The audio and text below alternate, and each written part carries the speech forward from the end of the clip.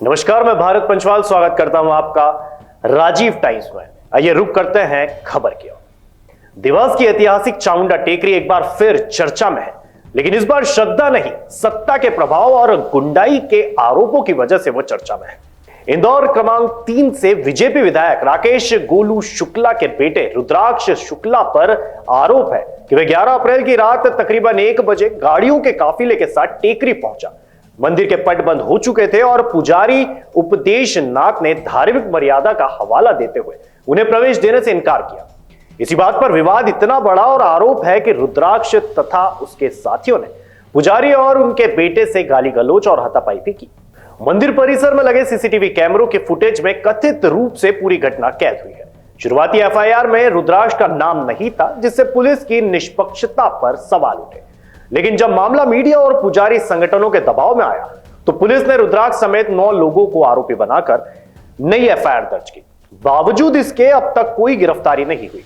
यह सवाल खड़ा करता है कि क्या सत्ता में होने के कारण विधायक पुत्र कानून से ऊपर हो गया है। हालात तब और उलझ गए जब 2 दिन बाद पुजारी उपदेश नाथ ने अपने ही बयान से पलटी मार ली और कहा कि उन्हें अब कोई शिकायत नहीं है। यह यू टर्न पुलिस या दबाव का नतीजा है या सत्ता पक्ष के दबाव का, इस पर चर्चाएं गर्म है। पुजारी संगठन ने इस बयान से असहमति जताते हुए 3 दिन का अल्टीमेटम दिया है कि अगर रुद्राक्ष सार्वजनिक रूप से माफी नहीं मांगता है तो प्रदेश व्यापी आंदोलन करेंगे। इस मामले में न केवल देवास बल्कि पूरे प्रदेश में सत्ता, धर्म और कानून की परिभाषा को कटघरे में खड़ा कर दिया है। कांग्रेस ने इसे मुद्दा बनाकर सीधा मुख्यमंत्री और गृह मंत्री से जवाब मांगा है, जबकि बीजेपी अब तक इस मामले पर चुप्पी साधे है। सवाल यह नहीं है कि रुद्राक्ष मंदिर क्यों गए, सवाल यह है कि क्या किसी के बेटे होने का अर्थ अब सभी सीमाओं से ऊपर होना है। पुजारी जी माता टेकरी पर शुक्रवार रात को जो पुजारी जी के साथ में हुआ है यहाँ पर, वो जो घटना जिसकी व्यक्ति की निंदा की जाए उतनी कम है, उस पर क्या कहना चाहते हैं? कम से कम उस दिन रात को 12 बजे बाद 30-40 जने गाड़ी से चढ़े थे, 7-8-10 गाड़ी से टेकरी पे, है ना।